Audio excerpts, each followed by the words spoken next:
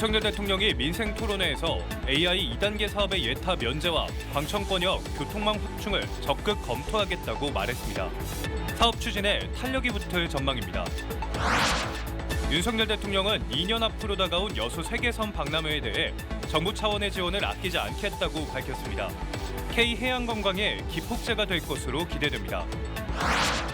광주공항 통합 이전을 위한 광주 전남 국회의원 연석회의에 전남 쪽 의원들이 참석하지 않기로 했습니다. 입장차가 큰 사안들을 조율도 없이 추진한 것이 문제였다는 비판이 나오고 있습니다. 조선대학교 학내 갈등이 격화되고 있습니다. 교내 단체들이 글로컬 30 탈락과 과도한 학사 개입을 이유로 이사장의 퇴진을 요구했습니다.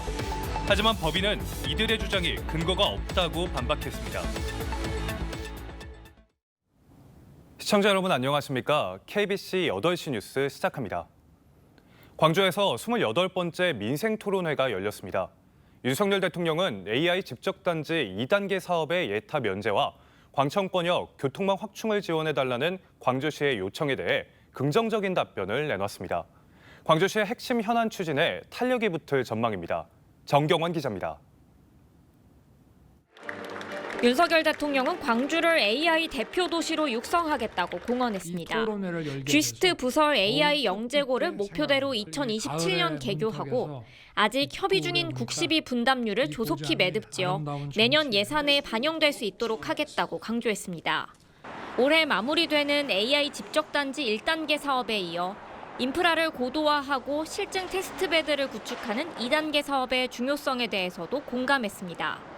특히 광주시가 요구해온 예비타당성 조사 면제에 대해서도 긍정적인 답변을 내놨습니다.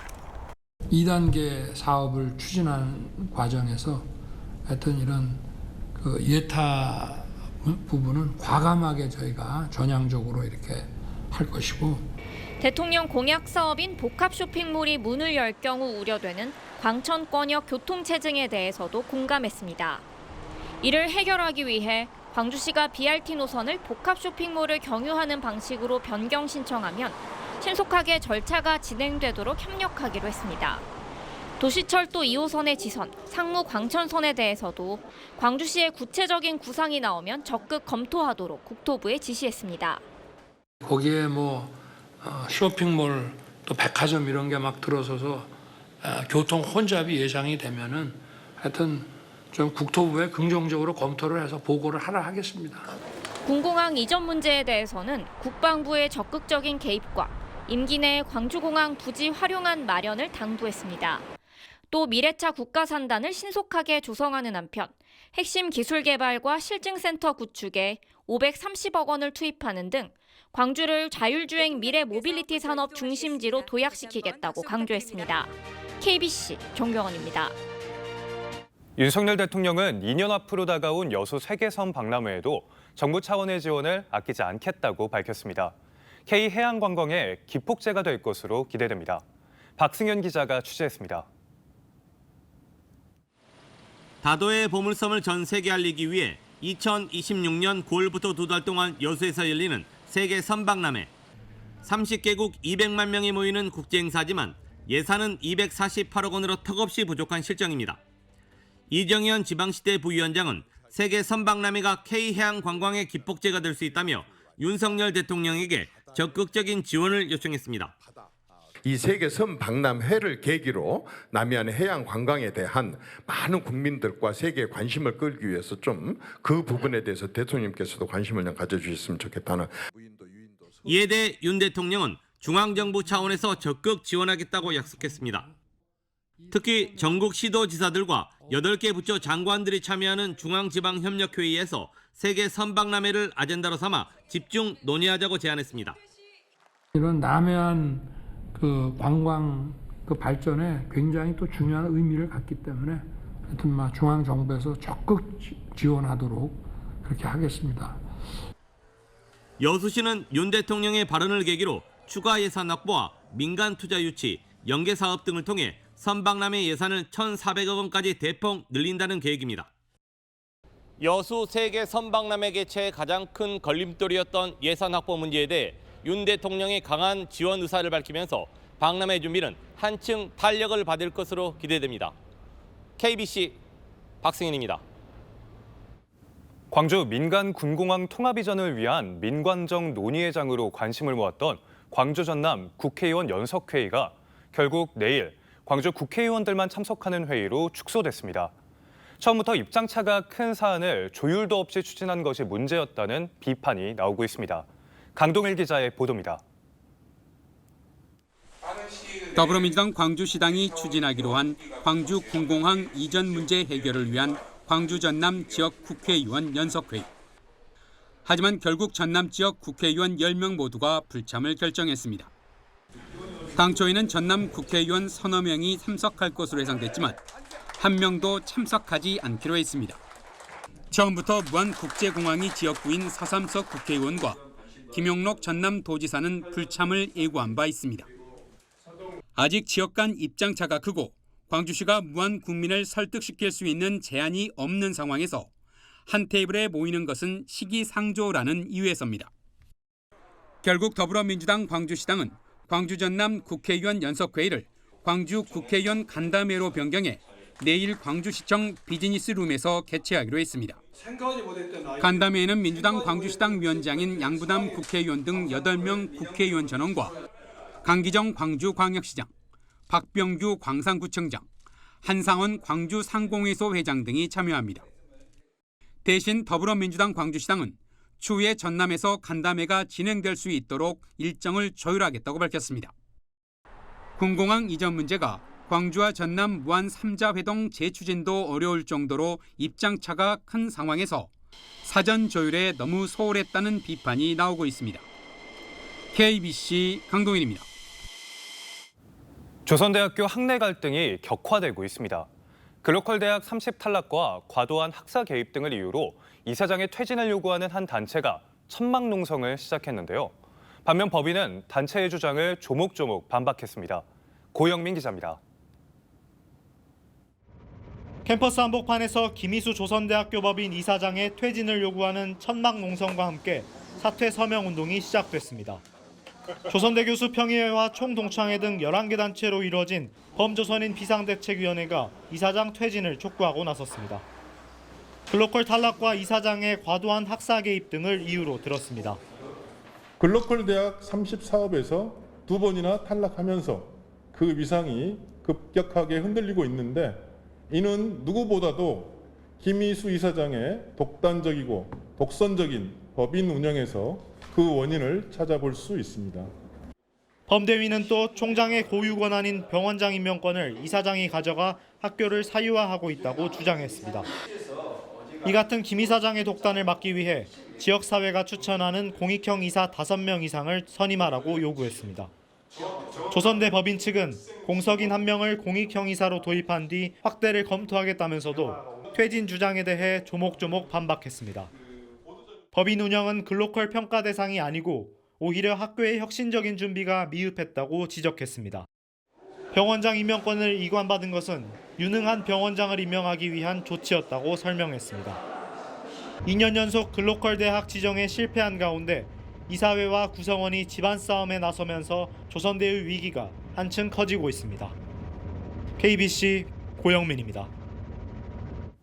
15번째 광주 비엔날레가 개막을 앞둔 가운데 광주 양림동에선 또 하나의 작은 비엔날레가 막을 올렸습니다. 연결을 향해라는 주제로 열린 골목 비엔날레는 양림동 골목길을 예술의 장으로 탈바꿈시키고 2달여간 다양한 예술 작품과 프로그램들을 선보일 예정입니다. 신민지 기자입니다. 서양 선교사들이 세운 이국적인 교회와 주택 사이로 구성진 가락이 울려 퍼집니다. 토속적인 황토빛 조형물 앞에서 펼쳐지는 판소리 공연은 조용한 공터를 색다른 예술의 장으로 탈바꿈시킵니다. 주민이 주도해 마을에 활력을 불어넣는 경년제 민간 미술축제 양림 골목 비엔날레가 광주 남구 양림동에서 시작됐습니다. 마을과 예술인 그리고 여행자가 함께 연결이 되고 마을 안에 있는 학교, 교회 그리고 다양한 단체들과 활동가들이 이 양림 골목 비엔날레를 통해서 마을이 미술관이 되는 이 축제의 정신을 함께 구현하기 위해서 노력하고 있습니다.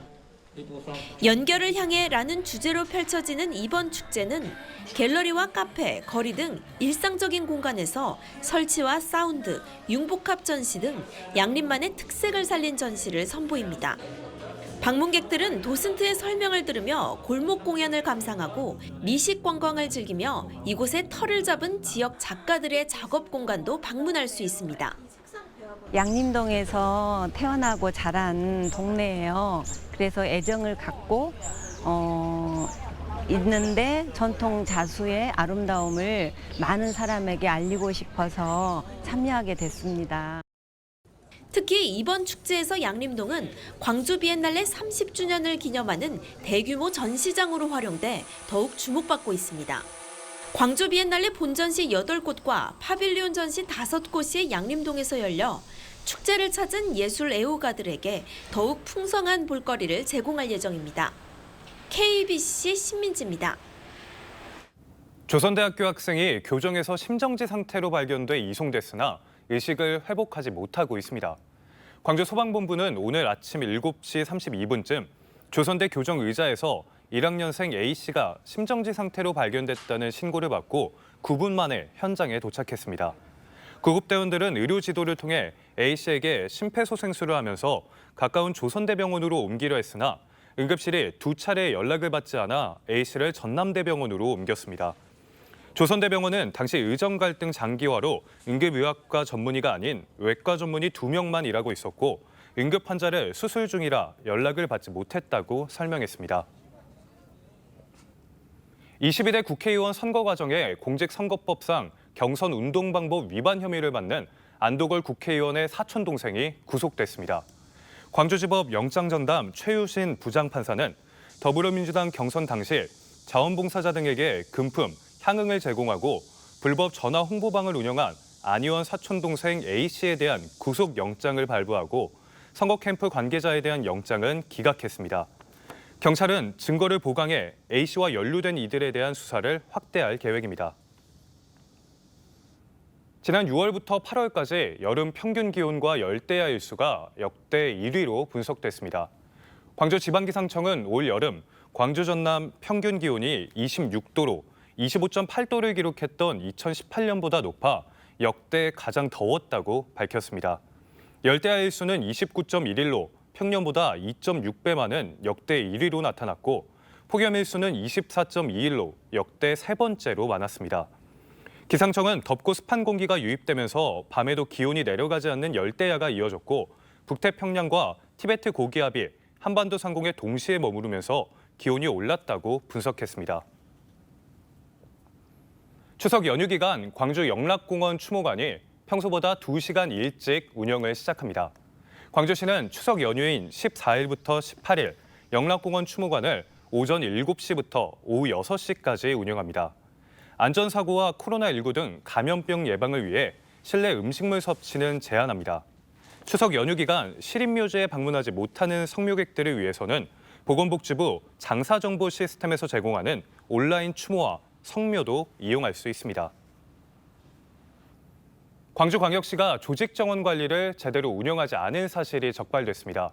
행정안전부가 지난 4월 광주시에 대한 조직감사를 시행한 결과 한 개의 직위에 별정직과 일반직을 복수로 부여할 수 없음에도 불구하고 4급 비서실장직을 일반직과 별정직으로 복수 운영한 것으로 드러났습니다. 또 친수공원과 등 4개 부서는 12명 정원에 미달하는 인원으로 조직을 운영하고 공공보건의료과 등 4개 부서는 정원을 초과해 운영한 것으로 확인됐습니다. 단기간 근로계약을 반복해 맺은 대학 시간 강사들이 근로계약의 연속성 등을 인정받아 퇴직금과 연차 수당 청구 소송에서 승소했습니다. 광주지법 이상훈 부장판사는 조선대 시간 강사 8명이 대학 측을 상대로 제기한 퇴직금 소송에서 조선대는 원고 7명에게 미지급 퇴직금과 연차 수당을 지급하라고 일부 승소 판결했습니다.